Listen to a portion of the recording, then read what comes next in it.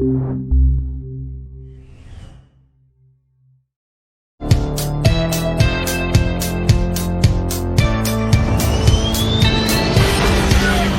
on BBC One, today's edition of John Craven's News Round. Celebrity spastic Joey Deacon is top of the pops.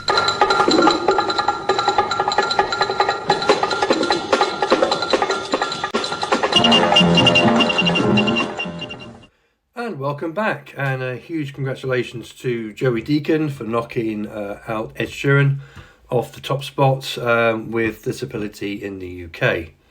Right, onwards and upwards then. Basically, we're going to be looking at the wings, putting them together, and here I am with said wings.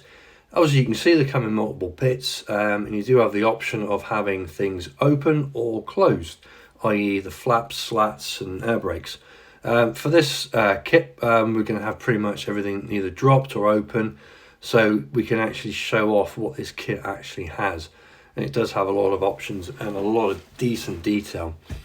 But as you would expect, it goes pretty much well together as it is. It's just a simple case of just putting two bits together and gluing them. Yeah, that's about it really. But the actual flap system, which I'm holding there up to the wing bit, that is all one bit. It's not glued. It's not like two bits and together. It's all one. So thumbs up. And speaking of that, the horizontal stabilizers and the fins, they're all one as well. Okie dokie. So that's that done. Now this is the big bit here, undercarriage. It's fiddly, it's small, however it's extremely detailed and very easy to put together. And one of the main advantages is now, as I'm showing you the sprue, the actual attachment gates to the actual parts are extremely small, but strong enough to actually keep the part on the sprue. So when you're actually taking it off, you're not going to take any of the kit with it. But anyway, that's basically the front leg. That's all together. You've got 1, 2, 3, 4, 5, about 5 bits to that one, including the two separate wheels which are there. Again, it's very easy to pop together. I really can't say anything else apart from that. So with the main gear legs going together, it is pretty much a carbon copy of the front one. It's 5 bits and they go together very, very nicely. You've got some resistance there with sort of like putting the two parts together, but I do recommend you actually glue it just in case. But yeah, everything else is absolutely fine. You can just pop it on and basically forget about it. It's not a problem. So, oh yeah, one thing I will mention as well is when you're actually putting the gear legs together, especially these ones now, as in the main ones, just take your time, okay? Because like with that sort of like arm, yeah, that bit there, okay, just make sure you put it round the right way around, okay, and you don't exceed like the angle of what it's supposed to be at, because you do have a bar that actually goes and basically secures it, if that makes any sense. Probably doesn't, but anyway. But once it's together and it's dried, yeah, you're not going to have much of an issue with the landing gear collapsing, put it that way. Well, unless you're building the 132nd Revell Hornet or the FA-18 Hornet, but you've got to be a bit of a dick to even do that wrong, let's face it. Anyway, moving on. It is well, yeah, glue it together, leave it to dry, and you really are not going to go wrong. Okay, so now as you can see, we've pretty much got everything off and put together that we need. You see that little sort of like pot lid, yeah, that one. That's got all the smaller bits like the undercarriage and so forth. And basically, yeah, we're getting ready to actually prime it. And for this one, we're going to use the Dark Sea Grey from Tamiya. I can't remember which one it is. Is it XF50 something or other? I can't remember. XF54, that's the one. So yeah, I'll be using this. That's my H&S CR Plus, which I'll just use for acrylic work only. And yeah, spraying grey on grey. Anyway, let me just touch on priming. It's very important, okay, that you do get a decent coverage of your paint. I use Tamiya purely because it's cheap and it does the job. And I don't really go out, although I have in the past bought pure same, I don't know what you want to call it, primers, and pretty much Tamiya do a hell of a lot better good and a lot cheaper as well. So anyway, yeah, so with the priming, all I do is I make sure, oh, by the way, yeah, I've just painted the canopy black as well. So yeah, anyway, you get the gist.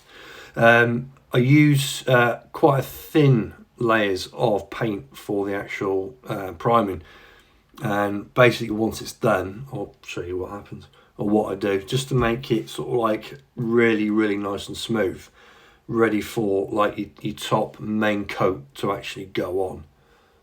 Anyway, there you go, all ready, all yummy, ready to rock and roll. Yeah, thumbs up, Lenny. Nice one, mate. Carry on. What you just said is one of the most insanely idiotic things I have ever heard. Yeah, couldn't agree more, mate. Anyway, before we go to like the main, as in priming of the airframe, basically we secure the canopy onto the fuselage. And by this, all I'm using is a couple of blobs of crystal clear, and put the front part of the canopy on, and then obviously the main part. Any sort of like seepage of the glue that comes through the actual frame, all I do is just wet a cotton bud, and as I'm gonna get it now, there you go, and just wipe away the excess. So obviously once you're painting, you're not going to get, yeah, a sparse little bit. Anyway, so yeah, and also I have a habit of painting canopies after everything else is finished, and for some reason it looks odd because it's, yeah, whatever. So at least then you've got the canopy on and it's going to look exactly like it is for the rest of the kit. So there. Right, okay, moving on. Right. Priming. Yeah, again, with priming, all I do is I use Tamiya acrylic. I thin it down quite a lot. So you are putting on a good, 4 or 5 different coats actually on your kit. Now that does sound quite a lot, but when you consider the actual thinness of the paint, it isn't really. It's just a question of, I do it that thinly just in case I do put too much on, because I have in the past, and it's either covered panel lines or it just looks absolutely shabbily shite. So yeah, this is why I do it so thinly. So yeah, but it is important. It's, again, priming is one of the most boring, notorious things you can do in modelling. But yeah, it is important if you want to get a nice, decent sort of like finish to your kit. Okay, so when the priming's done and finished and everything is dry, this is what I do next. Now, when you're spraying, you'll get like billions and billions of little microfiber beady whatever from the paint, and it does leave a small line of crustation, whatever you want to call it. So to get rid of that, what I use is an old lens cloth, because I'm old and I wear glasses, and I'll just run it over the entire kit, and it just brings out, you know, that sort of like a little bit more of an extra smoothness, to your kit. So when you put your main sort of like paint on, it will remain nice and smooth.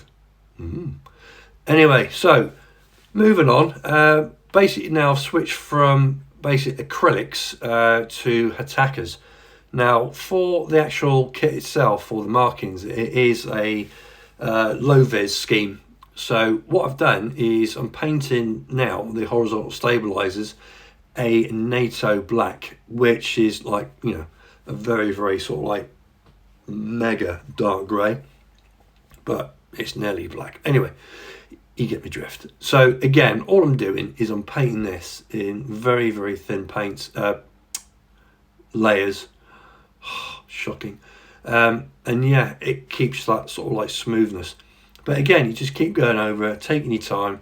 And basically another thing is looking where you need to put certain colours. Now, with the blackness, with the horizontal stabilisers, I will need to actually paint part of the main frame, as in main sort of like airframe, to incorporate the actual horizontal stabilisers. But I can do that at a later date and once everything else is finished, because it'll be a lot easier doing it that way and then doing it now and then masking.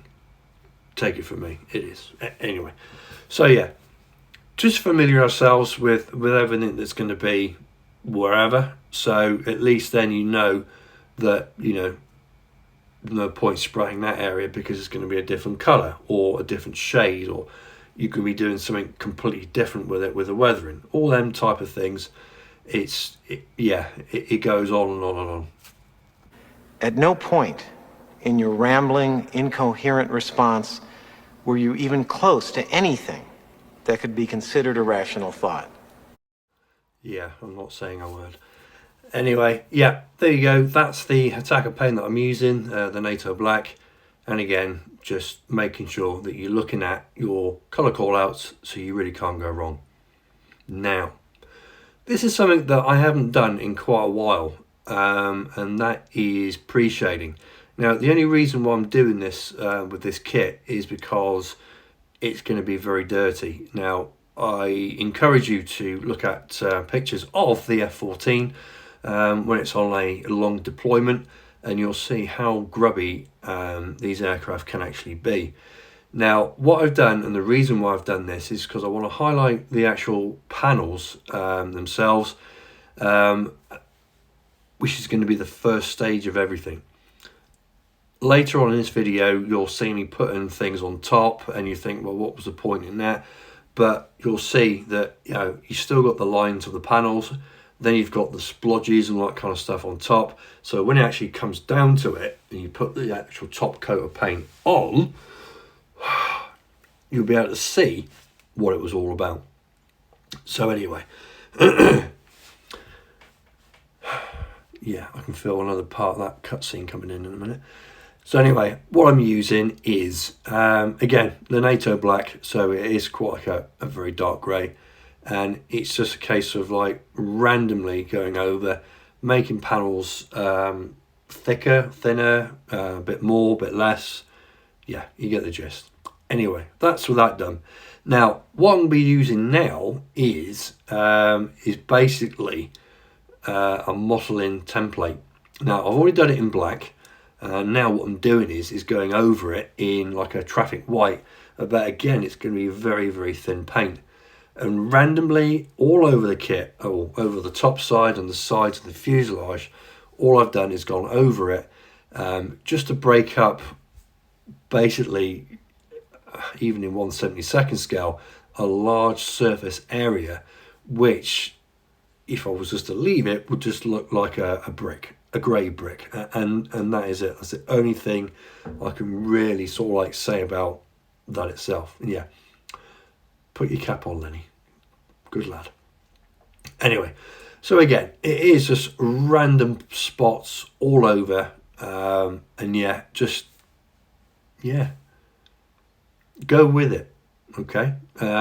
Best thing I can suggest is don't think, oh well, I've got to put it here, I've got to put it there. No, you don't. You have to put it anywhere.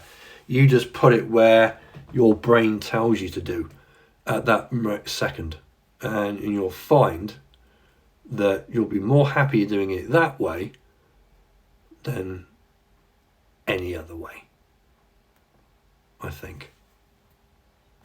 Everyone in this room is now dumber for having listened to it. Yeah, you're probably right there, mate. Anyway, yeah, so I've used the traffic white as I am doing now, but beforehand I was using the NATO Black, but I did actually use the night black as well. just to make it a bit more of a starker sort of like pattern on the actual main airframe itself. And again, just randomly going over it, and yeah, just having a good time doing it. So yeah, that's basically the pre sort of like painting techniques that I use on this particular kit, and well, the model of the kit. So yeah, there you go. Right, and there we go. That's what we got. Yeah, really happy with it. It's proper mucky. Should hold a base coat rather well. But bearing in mind, this is only sort of like the very sort of like foundation of it. We'll be doing a lot more with the paint, making it lighter, darker, using oils and all entendres really, because yeah, it's going to be a bit of a mucky bird. Right, okay, so pretty much the undercarriage is done. The wheels are pretty much painted, although I do need to go over them again. But overall and generally, it's all sorted. All around the sides and the bottom here and all the rest of it, I've got other ideas for that. That'll be purely using oils and other bits and pieces. Okie dokie. Right, that's it. I shall see you on the next video. So take care, have a laugh, and yeah, keep modelling, man. Bye.